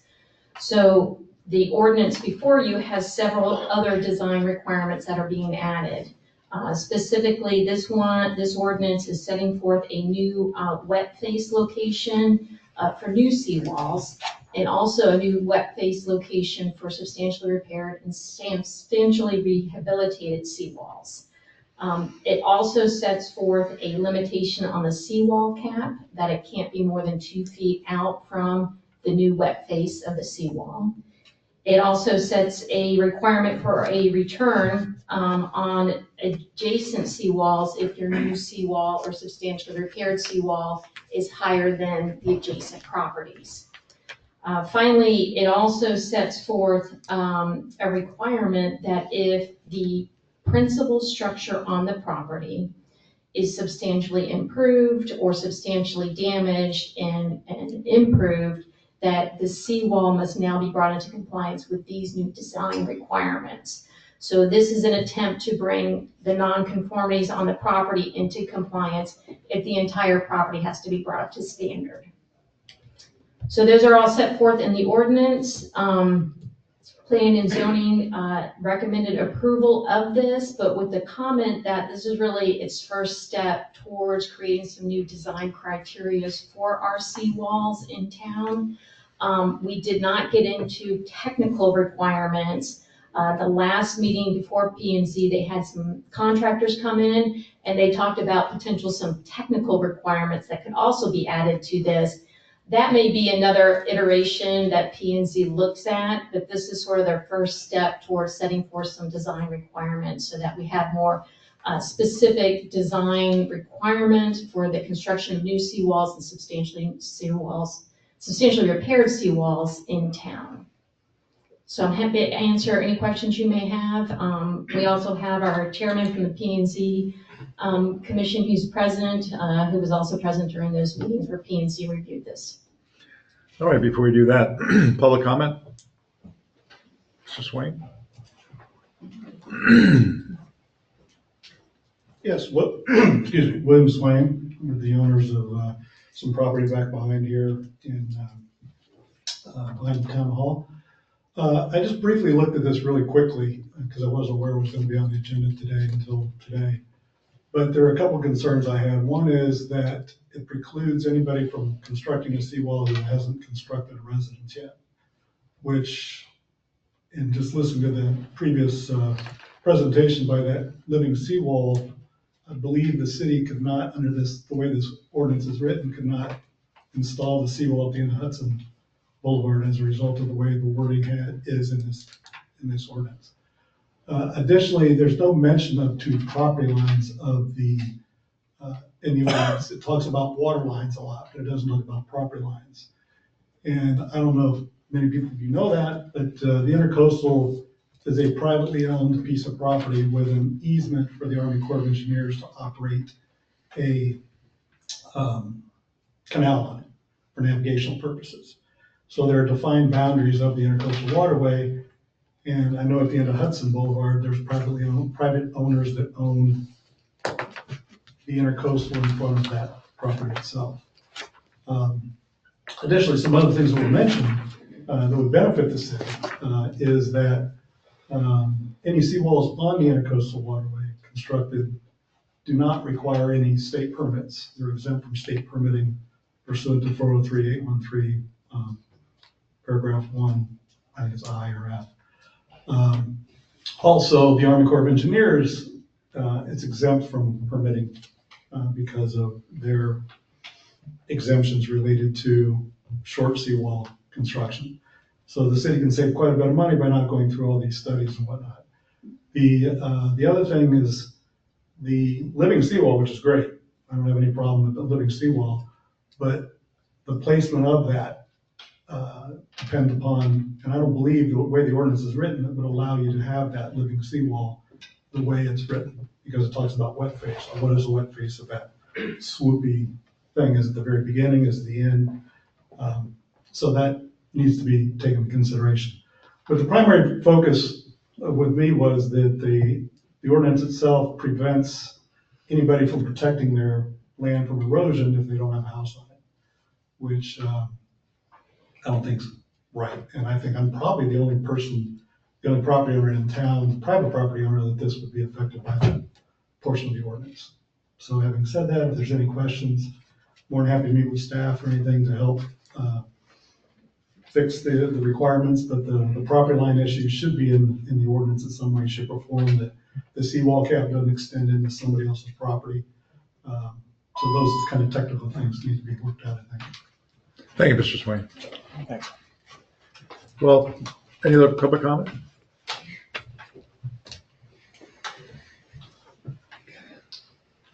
Hi, Ron Kern, 5510 North Ocean. I couldn't help but notice this one right away caught my attention, since we just spent between two companies just $1 million on a seawall. And when I saw this, first thing in my mind, I said, how would this have helped with that seawall that we put in that collapsed and the subsequent seawall now that we have? And I don't believe there's anything in here that would have stopped that from happening. As the town attorney pointed out, they haven't had a chance to really talk about the technical aspects of the seawall construction. And let me tell you, that's paramount. The height of the seawall is an interesting one. I'll get to in a second. But the fact that if you've got a design that absolutely cannot work because of where your buildings are and where the seawall is going to be or is, without knowing the technical data, that seawall construction will collapse. And I can tell you for a fact it does. All right. So the first thing that came to my mind, I don't have much time on this one, but I need to understand what 5 feet NACD 88 is. I imagine that's some sort of datum, okay, of the intercoastal waterway. I don't know what that means. That the seawall height has to be 5 feet. I'm not sure what that is. And it's an interesting point because the Army, it seems like you're superseding or you're trying to legislate something that's already in the Army Corps of Engineers requirements for the distance. For example, Army Corps of Engineers requires that the slope from a building has to be towards the water. And that's got to be a 6-inch. It's about 6 inches. It has to have that kind of a slope to the top of the cap. I don't know where 5 foot would come up, but if you do build it higher because of code, then the only way you'll be able to absolutely legislate this is that you would have to have an engineering that would build a swale in so that you would have basically a ditch so that the water would have to sit in the swale rather than going back into the building. And that would mean then that you would have to have some sort of drainage system, and that drainage system would end up having to be into a storm drain into the intercoastal waterway. That's not the best solution because that'll help pollute the intercoastal waterway. So I think there needs to be a little bit more work done on this. There's also, excuse me, there's a practical area. It says connection of adjacent seawall where practical. In my opinion, that'll have a little effect on exactly how that will work, unless that seawall is constructed in a manner that will make that seal off, because otherwise water is going to flow in and out unless you build some sort of a circular way around that. And lastly, and I'll just say again, it requires a marine structural engineer to determine the condition of the seawall. And I don't know if we have that kind of on our staff, but from somebody from the outside, it appears that they would need to have some sort of somebody that builds say a mile of seawalls a year to look at that and organize it for you. I appreciate it. Thank you. Thanks, Ron. Any other public comment? All right, we'll close that, bring it back to commission. Mr. Mayor, if I can just clarify, this ordinance does codify what's currently existing in the code of a seawall being an accessory structure. So currently under our code, in order to build a new seawall, you either have to have a principal structure on the property or have an existing seawall. So that's already in our code, and this codifies that requirement. Thank you. You're welcome. The only question I had was, which I guess when we do the second reading and we go through the technical aspect, the return, very vague. It says you have to have a return. Well, what size of return? So if I'm building a seawall, how long do I need to do my return? Well, the town engineer, they were part of our discussions, right? And so there's a lot of stuff that happens in the field, right? Yeah. She was telling us, like, I get down, I look at what's happening on the properties on either side. We sit down, we look at the plans, we talk to the contractor, and we try to pull it all together, right, at the last minute. It's not a perfect science here, right? And again, the technical side, we started going down that hole, and and we'd almost have to hire, I like the suggestion, we have to hire a professional probably to give us some real technical background on that. But what we've done here is a starting point, and we said that, thank you, Christy, at the beginning, it's a starting point, clean some things up here. Our whole western boundary is a series of seawalls, right? We've got to make sure to protect our community. at the end of the day. And also, but the purpose also to let people bring the seawall up as well, to the Yes, 5 of feet. course. That's the whole purpose of this, so that when I'm building a house, I don't have to leave the seawall at the elevation that it is existing. Right, So if I'm building a new house, and I have to build now 9 feet from the road, yes, that I have to have, 3 sets of steps to get down to my pool. absolutely. So that the purpose of this is to bring that up, so you can bring that elevation up to the seawall. The biggest problem, it's not the problem, but something you have to solve is that seawall bringing up. If you have neighbors to the left and south that are older homes, it's the same issue we have bringing out the houses up. You have 3 feet, 4 feet of wall in between these two houses. So that return is really important about how far back it's going to go in relation to not washing out the neighbor's wall, which is 2 to 3 feet even lower than the new wall. Yes, is going to be. and we saw some instances of that. We Yeah. saw some examples of it. We had 2 contractors come in. One guy's got a very interesting new way to build a seawall. He doesn't use concrete. He uses a precast system almost, interlocking precast. That was very interesting. More traditional, we have a traditional seawall company came in as well.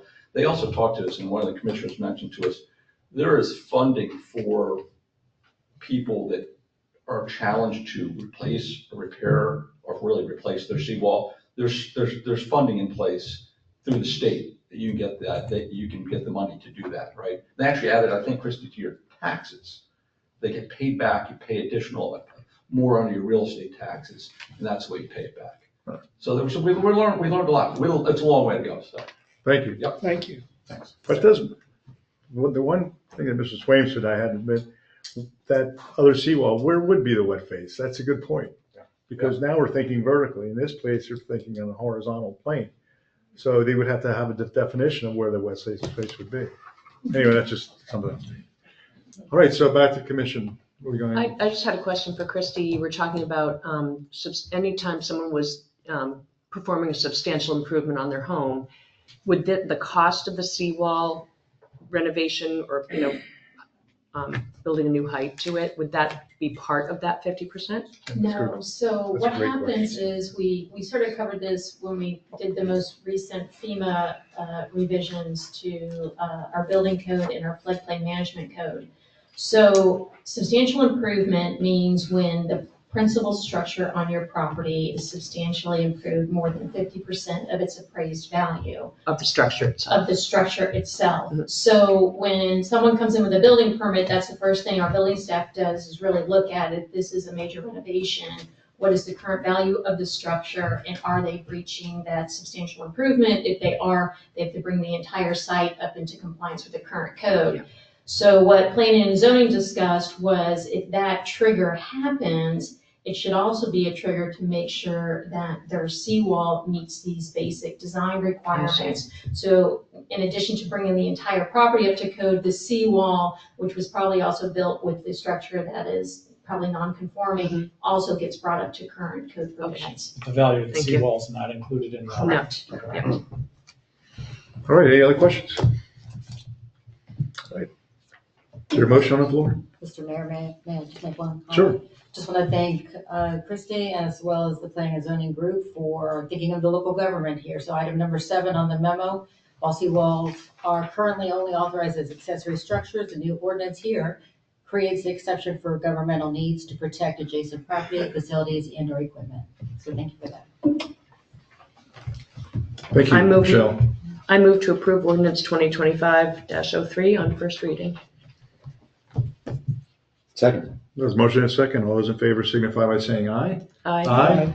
Motion carries. Okay, thank you. Appointment of planning and zoning board members. Now, we have only, I have 2 alternates that were up. One decided that they were willing to be reappointed, the other one did not. I did have one person who applied, and she has also applied for board adjustment as well, so I think she'd be willing to go either one. is Ms. Cunningham here? No, I spoke to her today. You did?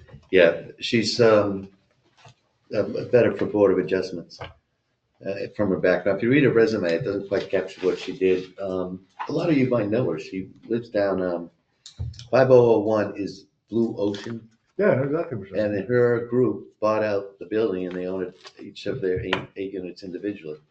So she agreed Board of Adjustments would be a good match for her. Extremely pleasant woman. She works at Walgreens. You probably bumped into her numerous times. Okay. Kelly, so we, So you could. but really, is there appoint anything one. really to do for the planning and zoning? We could go back out for. You're gonna have to go back out.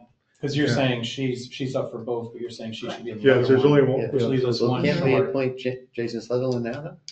You could appoint, yeah, to reappoint Yeah, him and then but we're short one. Right. we could advertise. So we just again. advertise. That's fine. Let's go ahead and do that. Yeah. Okay. Michelle? Can we get a motion on? Okay, Yeah. make a motion for that? I move to appoint Jason Sutherland as an alternate member, Planning and Zoning Board. Second. Motion and second. Any other discussion? Public comment? Does that include going back out for the open position?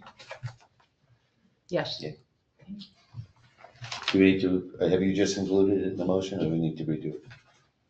If the person who made the motion and second agree with that? I agreed with that. I second the agreement. Okay. All those in favor signify by saying aye. Aye. Motion carries. All right. On to the Board of Adjustment. Okay, for the Board of Adjustments, we had one regular position available for a 3-year term, and then we had 2 alternates. So, Bruce Hendon was our regular that has been agreed to be reappointed if you so choose. Mary Cunningham is on there, and Nicholas Urselli was also our alternate who has agreed to be reappointed if you so choose. All right, so basically we just need a motion. Make a motion that we appoint Bruce Hendon, incumbent, to his position currently held, and Nick Salas and Mary Cunningham as alternate incumbents to the Board of Adjustments. What about Mary Cunningham? Did I say? She's You not did that? incumbent, but yeah. No, maybe I misspoke. Yeah. What I meant to say, if I didn't say it, is Nicholas Sasali and Mary Cunningham, we appoint as alternate members to the Board of Adjustments. Right. I Second. see what I did. Yeah. Thanks for the second. Second. Motion and second. Any public comment? All right, hearing none. All those in favor signify by saying aye. Aye. Motion carries. Thank you. All right, discussion of town manager search process. Michelle? Mr. Mayor, Commissioners, thank you. This is, keep forgetting, red means go. This is our opportunity to speak collectively now on what your desires are to move forward with a town manager search. Individually, we had a chance to review some of the backup information. I'll go ahead and go through it again since we're here in the public. But this opportunity here is to review the draft recruiting materials. Some of the background on the draft recruiting materials are items that I created based on information that is on the internet and especially your website and what I learned at the town of Ocean Ridge. The ones that I created, you can see say sample as the watermark. And then there's also, Christy was kind enough to go back and grab the version that you used when you did use a recruiter in the past. So that one has a watermark of 2022 version. And that information is much more in-depth. And, you know, my experience is with really talented town managers, city managers, they know what to look for. So it's not always necessary to have such a long brochure, but just enough to bring people that are interested to your website and start taking a look around. And, you know, right now, this is where we're at. On the memo itself, I'll call your attention to what we should discuss. On the very bottom of page 230, approval for recruitment materials, that's the easy stuff we just talked about, what you like, what you don't like. And then the hard part is the next page, page 231, and that includes the salary range determinations, recruitment strategy, timeline, interview process, and the selection criteria. So why is that important? Your good candidates really want to know what the process looks like. Yeah, they want to know how long it's going to take, what you're looking for. They want to know if there's internal candidates, and they, quite frankly, want to know what you're going to pay. And it's in Palm Beach County, and as we discussed, it's what they look at, fortunately or unfortunately. What's great is that people work for people, and if they watch the meeting, which most people do, I will tell you from my own experience, I've enjoyed watching your commission meetings. They're very collaborative. And so bravo. And if you continue on this, collective shared vision that you have, I think it'll be a nice way to attract people above and beyond your brochure. All right, so. While you have voiced in a previous meeting that you are not thrilled about going out to a recruitment company, Christy and I stand ready to serve you should you need that. When is the city manager meeting? It's at the end of May. So we need to decide some of these questions now for you to have a greater impact at that meeting. Sure. And if there's items that are left off, then we can either have a special meeting to review it, or if you want to create a designee amongst your commission to help with some of those details to finalize them on your behalf, any of that's fine. Well, isn't the big one gonna be salary? Yeah, that's, Right? Because you were pretty adamant that and the chart showed it, that we're beneath other towns. And, what is the average? And we're below the average. yeah, I don't have that chart with me. No, I do actually. So maybe that's the first thing we should. Well, we do this, when we just go one down the line here. Discussion items for commission's consideration. First one, approval of recruitment materials. Are we approving the recruitment materials? That looks good to me. Yeah, I'm fine with Yeah, materials. it's concise, yeah. So as a consensus, we're gonna approve those. Yeah. All right, next one, salary range determination, that's a big one. Should we stick with this average that you came up with, the 264, 160? Wait a minute, Probably should give a range, right? yeah. Yeah. Michelle, you had some advice on the range. My advice is 180 to 270. It's a wide range, but it gives you opportunity to consider where they're at within their lifespan of their. That's a wide professional range, career. though. 80? How would a candidate react to that? Like, I know if I were a candidate that said 180 to 270, that would seem a lot. Yeah, Yeah, I mean, where am I? Yeah. Yeah. I'm comfortable with the wide range. It's gonna depend on the candidate and what their experience is. But I would hate to have the top end be too low so that people self-select out before we have a chance to see them. So I'm comfortable with the wide range. And are these numbers, is I'm this thinking the with other way benefits or around. are we talking I think base the lower salary? is too low. That is a base salary. I'm Base fine- salary, taking- okay. I'm fine taking the low I agree. Yeah, because my concern one. So is that start the low with the 2. you're not gonna get somebody at 180 if you're ranging 180 to 270. You're not gonna be able to sit there and tell somebody, I'm paying you 180. 2 to 270 or 210 to 270. Well, why don't we just say, instead of a range, just say, look, our top is at 270. I mean, this our 265, would it, being this average 264, 160, say our top salary is gonna be 265, that's what we're advertising for. I'd rather range it. I mean, if we say top salary is 265, people are gonna just hear 265 or 270. I'd rather we range it 200 or 220 to 270 so that they understand. We're not just going 270, we're not going to the top of the range necessarily. I don't. So we want to get a Just a- good town manager, right? That's Say that again? our priority is to get the best town manager we can afford. Yes. I don't think we ought to cheap out in this description. We don't have to hire I agree. I'm not somebody trying to that's cheap out. done. No, but I think Yeah. what you're trying to say is that we need to have a range, because if you just have the higher end, that's what the Well, no, expectation's gonna be. but I think maybe we set the range a little bit higher than 180. Right. Oh, yeah. All right, let's just, I mean, we're making, we're kind of in the weeds with it. Just, what do you want? 200 to 270. There you go. What exactly does that number mean? That's the base salary. So Okay. it gets loaded on top of That's that our with range of all what the we're other gonna stuff. So just currently, we're at what, 144? Around one, yeah. I think total would be 150. 350 to 360. So we're bumping from 144 to what's the low range 200. and the high range? 270. Okay. Do we need to go that high? I think we do if you look at the other. Just mind boggling. Okay, you're the expert. We can That's the way set it was something last high, time. we don't have to, Oh, I we was don't have to doing say it. that's what you mean, yeah. I don't think I have that either, Karen. All right, so that's, you have your range? All right, great. So let's move on. Recruitment strategy. The town will manage the recruitment process in-house or utilize a recruitment firm. We already agreed on that. It's going to be in-house. Say that again? We In-house. just agreed it's going to be in-house. Well, I would say in-house, at least through when you go to the conference in May and see what kind of reception we get. If we get into the end of June or something and we're not seeing anything, we might revisit. That's fine.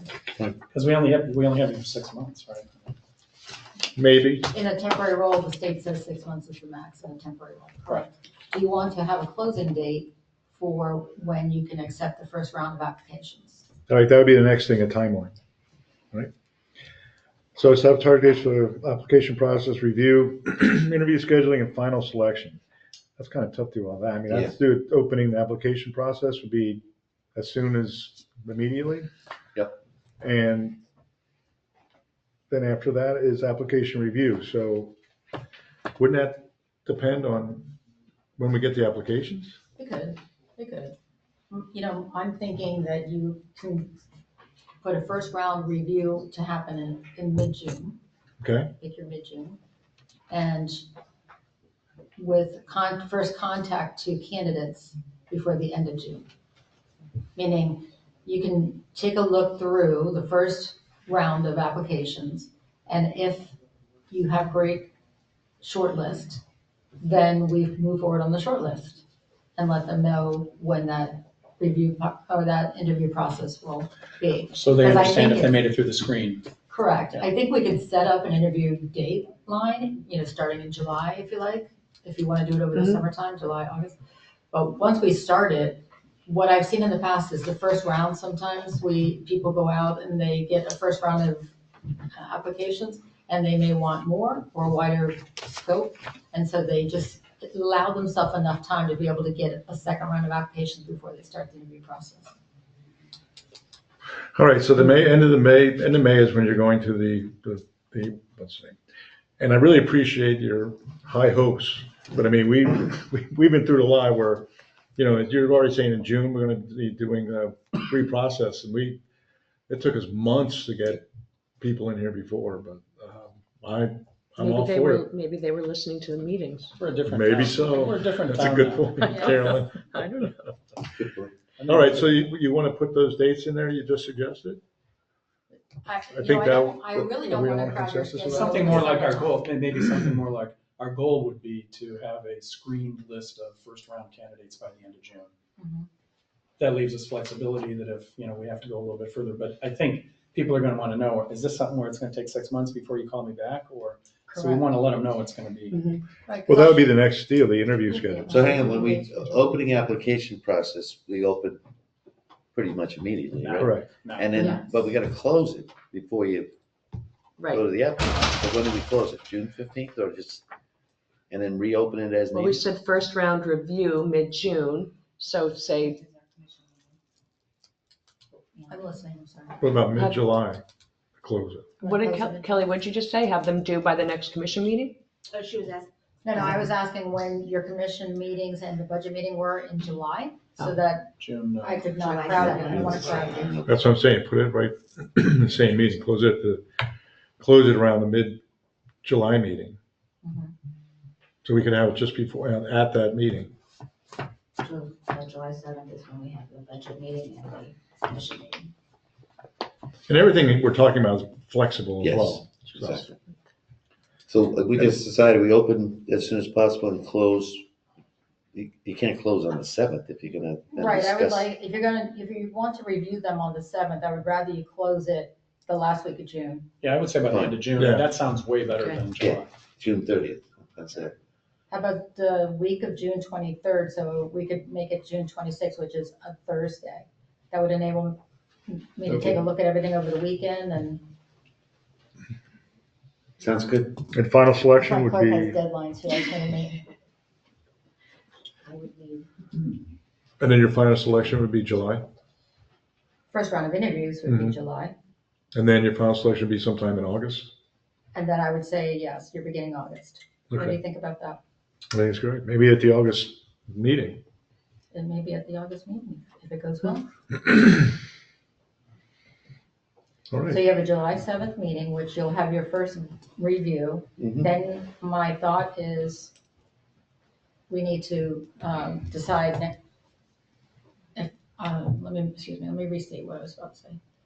So my recommendation is you have your one-on-one meetings with these candidates so that you can really have some great conversations rather than just that superficial, let me ask you 5 questions in front of the public. Mhm. You know, I would love it if you all were okay with giving that kind of time to a candidate or 5. Because ideally we would have 3 to 5 candidates shortlisted for you to meet and spend about an hour with each one.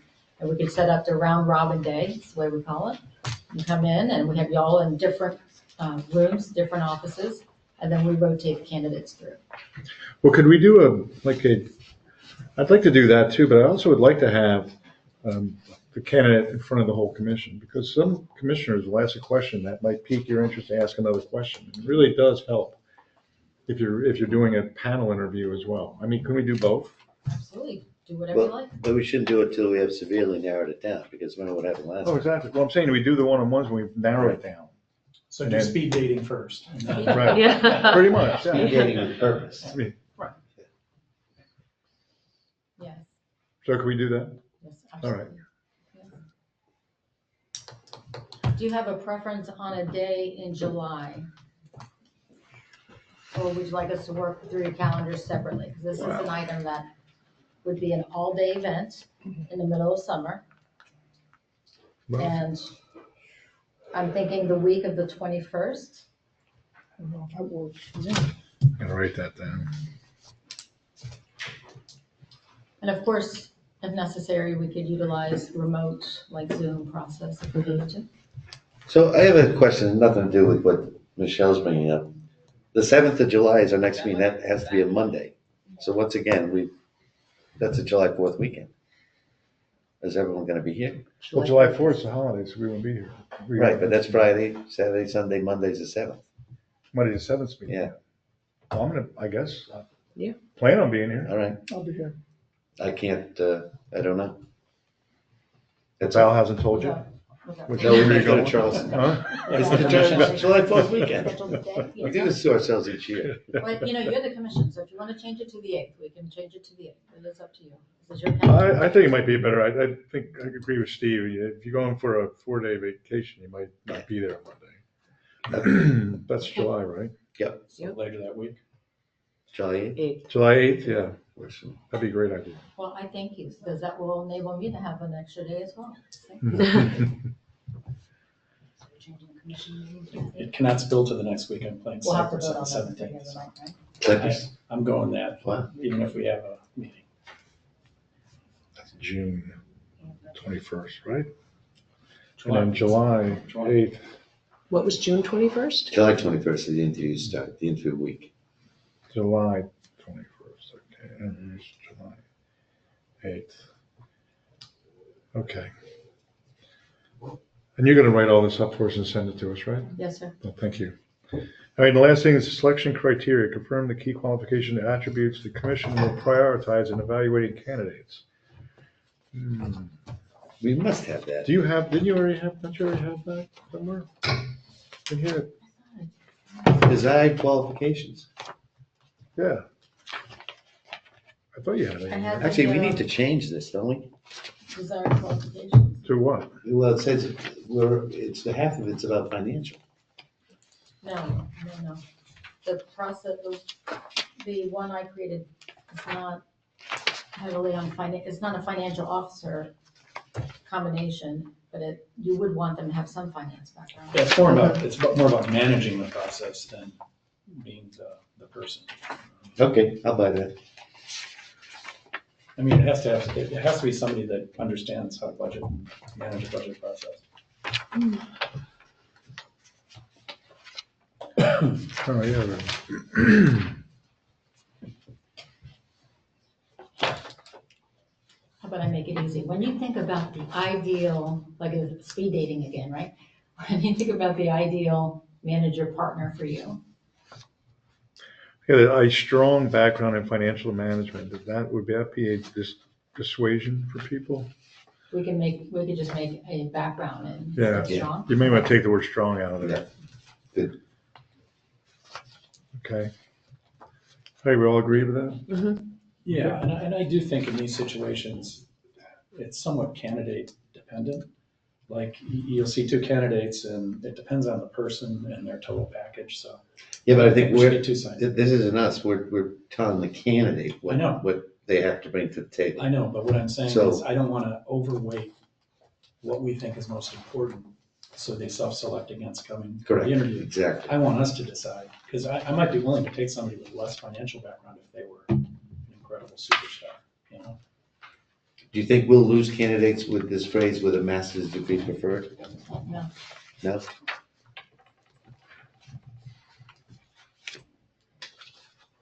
All right, so we'll stick with desired qualifications. All agree? Yep. Just take it strong. Okay. Yes, sir. All right, so the next steps, on commission feedback, discussion, recruitment deals will be finalized, and the recruitment process will be launched according to the agreed upon strategy timeline. All right, so we've done all that. I think it's a consensus. I don't believe we need a motion for that. I think it's all in consensus and move forward and send us. I don't think we need a motion. Do we need a motion, Christie? No. Yes. Public comment? Public comment? Thank you. Nobody here, I wasn't even gonna get up. Stella Cole. I was just wondering, you were talking about this round robin with the potential candidate. Would you just be doing it yourself and not include the public, please? Yeah, that's what we're gonna do for Yeah, the round robin. I just wanted to clarify that, Yeah. because I don't think we should be involved in your doing. All right. Thank you. Any other public comment? When we do it in front of the whole commission, then we'll have to make it available. for Well, staff. that's a discussion point, actually, right? What is it? I think the round robin day, speed dating, if you want to call it, why don't we, I mean, the public has elected us to take care of these kind of situations.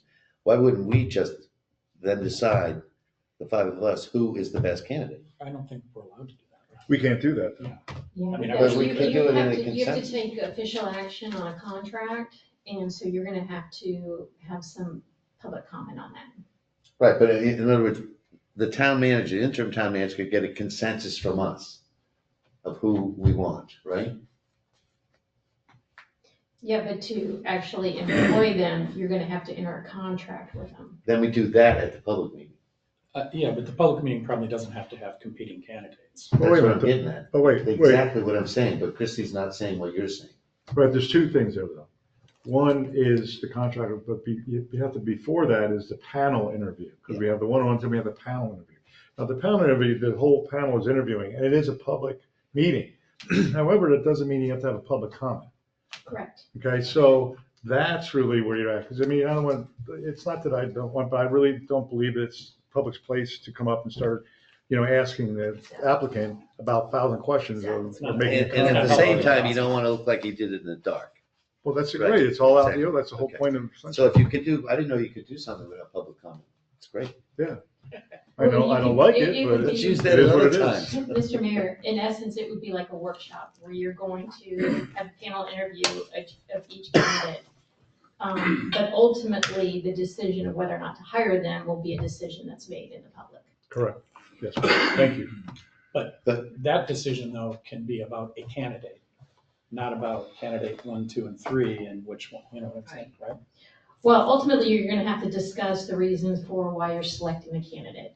Whether or not you bring up other candidates, that's up to your discussion, the tenure of discussion. So, but let's imagine. He's asking the penultimate. Let's imagine that there's a great candidate and that the commissioners all tell Michelle, wow, this person's head and Yeah. shoulders above everybody else. If we have consensus individually like that, then couldn't we bring that one candidate in front and have the panel in a workshop fashion where they can listen, but they don't come up and question, and then we could vote? Well, there's unfortunately, there's one issue that will come up that we dealt with last year, and that's veterans preference. If we have a candidate that has veterans preference, then they go through the entire interview process. So if you do round robin and you do a panel interview, they will be at both. Yeah, but I think we really should do the round robin. And then at the end of the round robin, say we have 5 candidates, and at the end of the round robin, you write down the 3 of the candidates that you desire. At that point, we have a special meeting, and then we discuss the candidates that we have all liked, and then if we all come out to there's one or two that we really like as a group, then we have the panel interview with those two people. I hope we have 3 candidates that are that great. I do too. I mean, you Sure. gotta look on every bright side. Yeah, no, I mean, well, it would be even better if we had just a superstar that everybody agrees on, I think. Well, that'd be great Yeah. too. Yeah, and if they're all veterans, it's even better.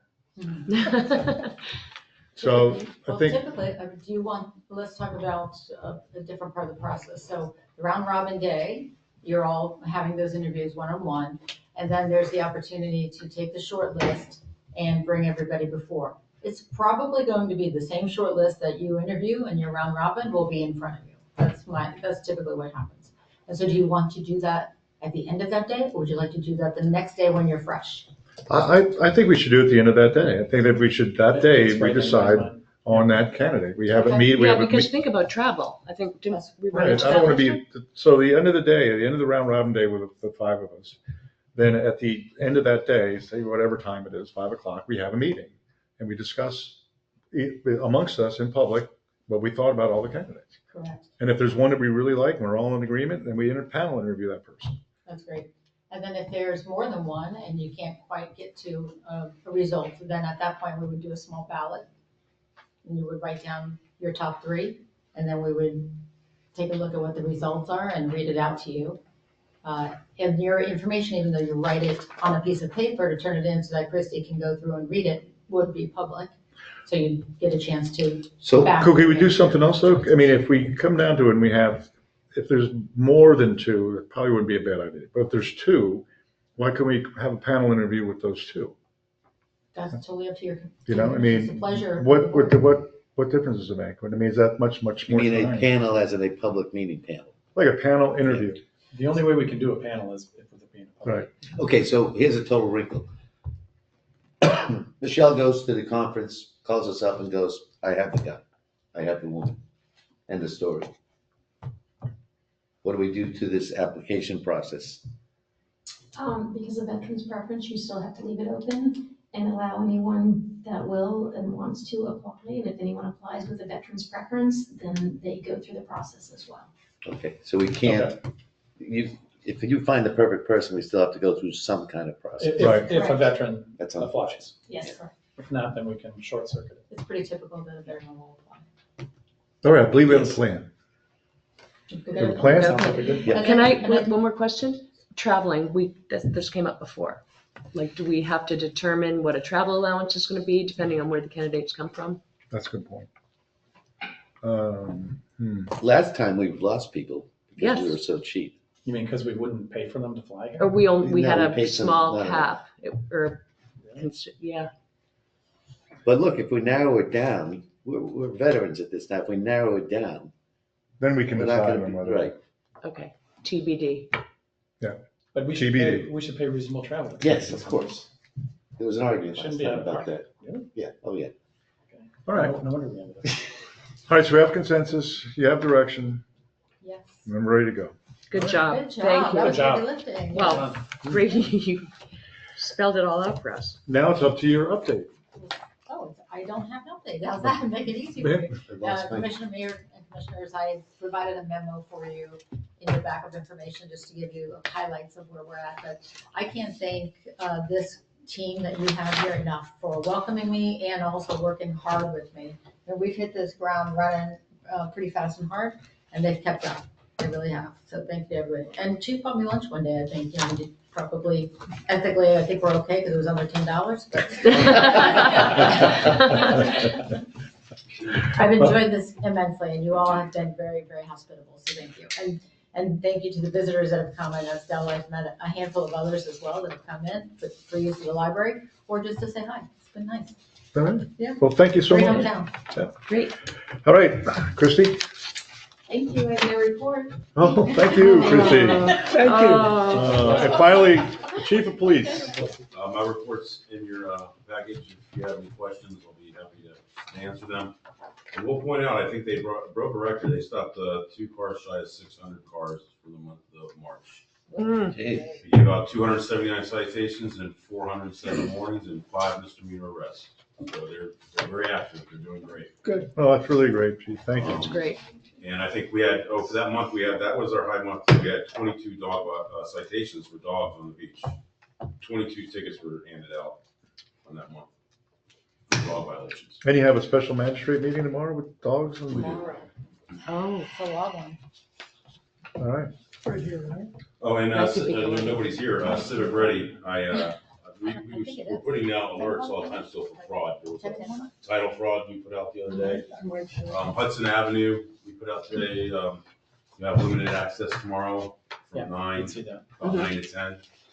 You'll be able to get through, they'll just have to make accommodations for you for water flow adjustment. Right. All right. Well, thank you, Chief. So we should be out of the shower by 9, is that the?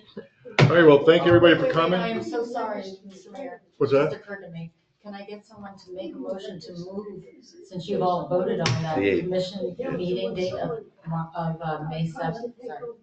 To make- July. Ready. 7th? Ready, I can't hear you. So I make a motion to move the July meeting from July Town Commission meeting from July 7th to the evening of July 8th. That's And it. budget And the meeting. budget. And- Does that change it from Monday to a Tuesday? Yeah. Yes. Is there a second? Second. Is there public comment? Yes. Come on up. No, you can't, you gotta come up. I would like Michelle to please make sure that Billy puts up the flags around Town Hall for Memorial Day and the 4th of July. And after that, I can take them down. All Thank right. you. Thank you. All those in favor signify by saying aye. Aye. Motion carries. All right, thank you, everybody coming. Meeting adjourned. Can you see where those from last? Kelly,